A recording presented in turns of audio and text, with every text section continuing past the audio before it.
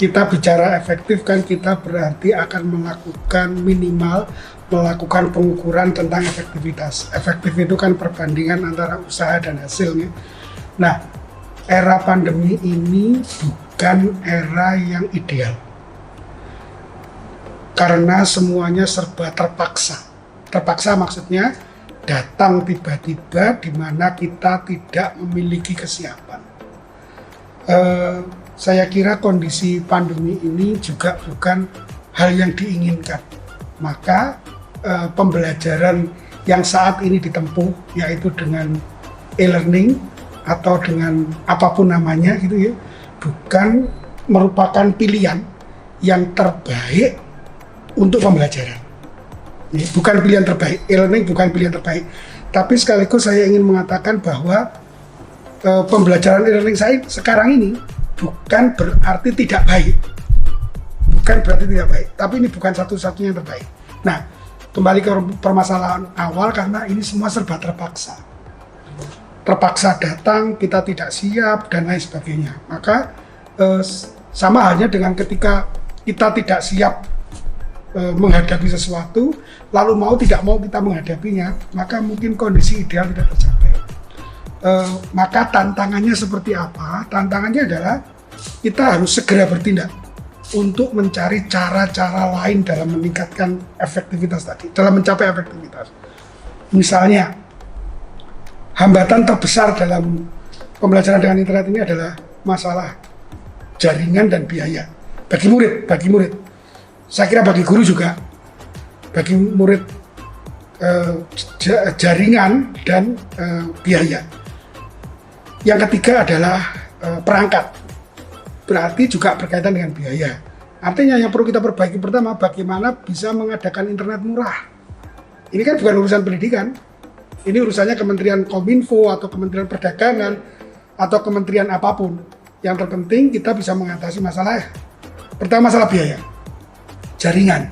Kalau jaringan bisa dikuasai, bisa turun, bisa murah dan sebagainya. Kita contoh negara-negara yang menyediakan hotspot di tempat-tempat umum, public service itu. Taiwan, Korea, Jepang itu agak banyak spot-spot gratis. Sementara kita belum punya. Yang kedua masalah biaya, gadget. Itu urusan Menteri Perdagangan, urusan Menteri Perindustrian dan sebagainya yang mengusahakan bagaimana gadget itu canggih, bisa untuk belajar tapi harganya murah. Itu masalah di luar pendidikan. Nah, sekarang masalah-masalah pendidikan. Pendidikan itu kan bukan hanya masalah bagaimana konten diberikan, bagaimana konten dikuasai, tapi cara konten itu dikuasai juga merupakan tantangan. Dan yang penting lagi, menurut kacamata pendidikan atau menurut filsafat pendidikan humanistik, materi itu nomor 2. Yang nomor 1 adalah perkembangan individunya. Materi digunakan untuk mengoptimalkan perkembangan individu. Apa perkembangan individu itu? Perkembangan individu itu adalah kemampuan pemecahan masalah, kemampuan berpikir kritis, kemampuan melakukan pengambilan keputusan yang tepat.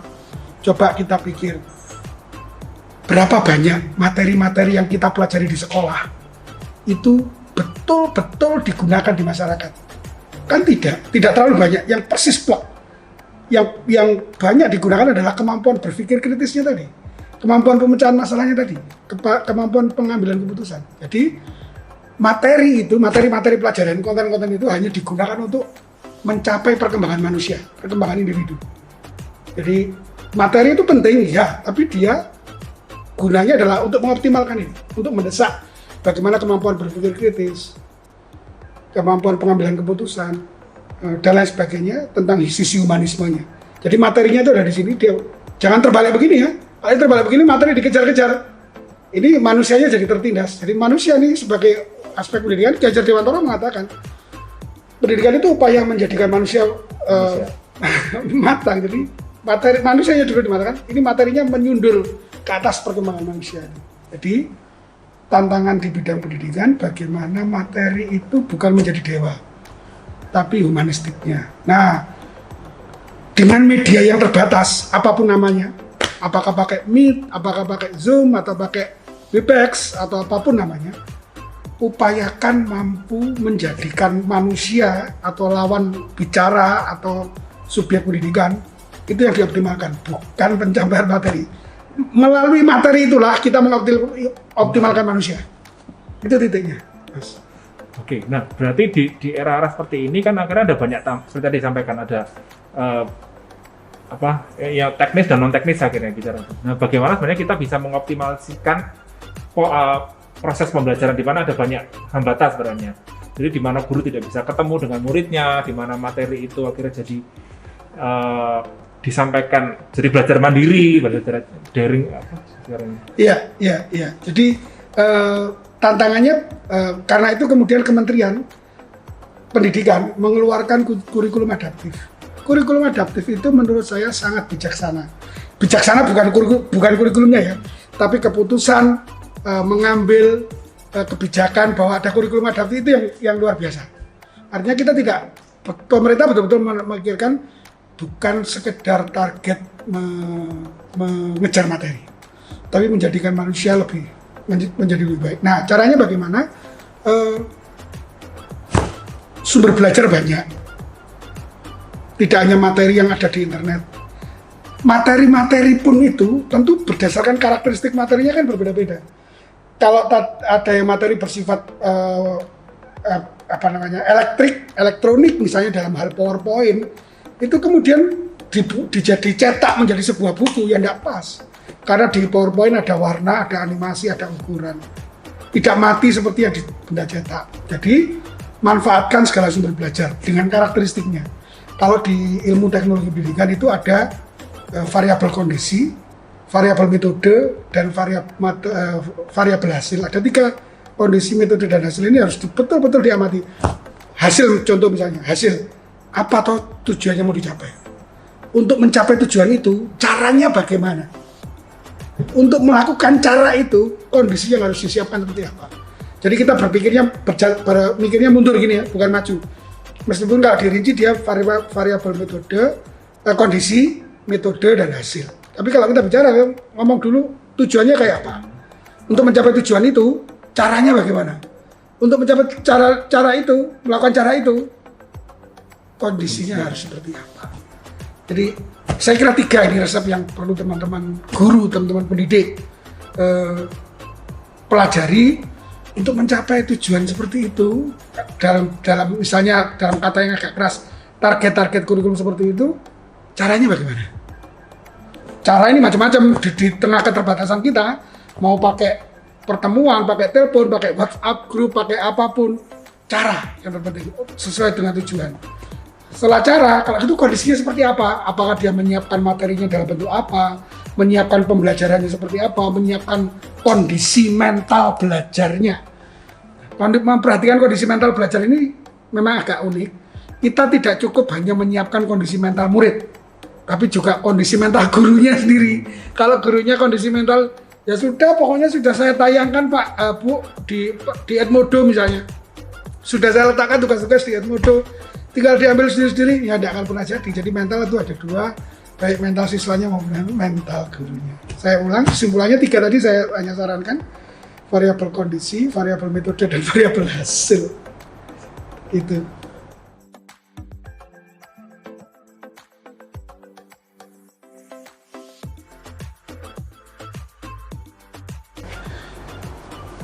Menurut saya, gaji yang melekat di guru, apapun itu namanya ya, apa gaji apa honorarium, itu terkait dengan 2 hal. Yang pertama, guru itu dibayar karena pinter, harus pinter. Gak pinter gak bisa jadi guru. Yang kedua, selain pinter, dia harus sabar.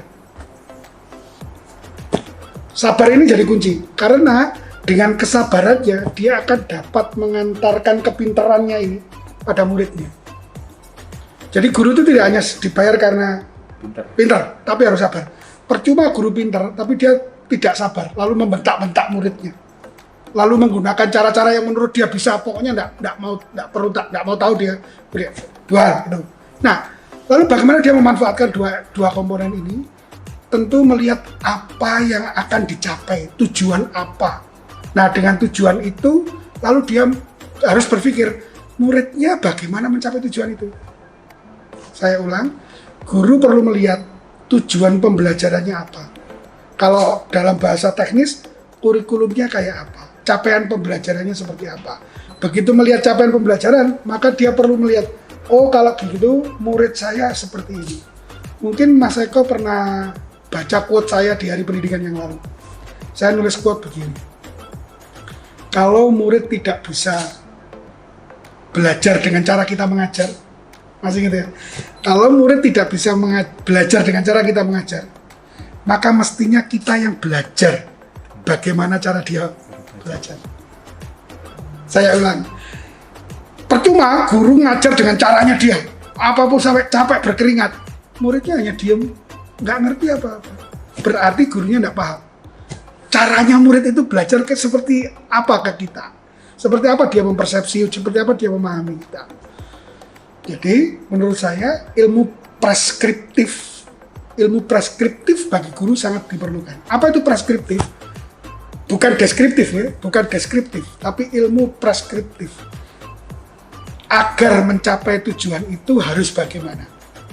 Kalau deskriptif, melakukan ini untuk mencapai itu. Kalau preskriptif, untuk mencapai itu harus seperti apa. Jadi guru harus betul-betul memahami tujuannya seperti apa, lalu untuk mencapai tujuan itu dia harus bagaimana. Itu. Sehingga tadi saya bilang, guru itu dibayar karena dua hal. Selain dia pinter, dia harus sabar. Nek gak sabar harus jadi guru. Itu. Oke, nah berarti saya ini masih penasaran tentang pola teknisnya daring di era seperti ini. Oke. Daring itu hanya salah satu metode. Dia bukan metode satu-satunya. Karena sekarang kondisi utamanya kan sekarang ini kita tidak boleh ketemu secara fisik. Nah, yang bisa memisahkan kita hanya kondisi daring. Nah, tapi kondisi ini juga tidak punya kelemahan intinya. Tetap punya kelemahan. Kelemahannya tadi kurang humanis, interaksi pembelajaran tidak optimal. Apa tidak optimalnya interaksi pembelajaran? Pembelajaran itu kan bukan hanya tatap mata, tapi juga tatap bahasa-bahasa nonverbal lain. Misalnya gerak fisik, ekspresi wajah, yang itu di daring nggak ketemu. Di daring banyak dikeluhkan, begitu selesai absen, anak keluar. Guru juga tidak bisa melihat semua murid-muridnya dalam satu sapuan. Kalau di dalam kelas disapu, pandangan itu kelihatan muridnya mana yang lemes, mana yang semangat, itu kelihatan. Tapi kalau di daring tidak kelihatan, bahkan menyembunyikan visualnya bisa dilakukan. Jadi, saran saya untuk kondisi daring seperti ini, pahami kelemahannya. Kelemahan daring. Lalu jangan lakukan tujuan pembelajaran melalui kelemahan daring. Nggak bisa. Sama halnya begini. Mungkin dulu di kelas-kelas perkuliahan saya pernah pakai itu. Kalau kita mau ke Bromo, itu kan kita naik jeep. Meskipun di rumah kita punya sedan, pertanyaannya, milih mana? Naik jeep atau naik sedan? Kalau ke Bromo. Kita naik jeep dong. Pertanyaan saya, emang kalau naik sedan nggak bisa? Bisa. Emang pembelajaran kalau dilakukan dengan daring bisa. Tapi ketika kita bawa sedan ke Bromo, maka akan ada fungsi-fungsi yang tidak tercapai. Betul nggak? Apa fungsi yang tidak tercapai? Mungkin tanjakan kurang baik. Mungkin mengatasi batu dan padang pasir di Bromo tidak bisa. Tapi bukan berarti tidak bisa ke Bromo pakai sedan. Bisa, cuman hambatannya terlalu besar, terlalu banyak, bahkan mungkin gagal. Saya ulang, hambatannya terlalu besar, terlalu banyak, bahkan mungkin gagal. Tapi kok Satu-satunya bisanya hanya sedan. Ya sudah monggo, pelan-pelan, sak isone, sak tekani. Karena gini begitu. Karena kondisi seperti ini, satu-satunya yang paling bisa adalah daring. Oke, bismillah, sak isone, sak tekani. Tapi kita tentu tidak bisa menyalahkan, itu sih gara-gara pakai sedan. Ya bisanya itu. Bisanya dalam kondisi seperti ini, daring. Yang lain tidak memungkinkan. Karena akan ada fungsi-fungsi yang tidak tercapai tadi.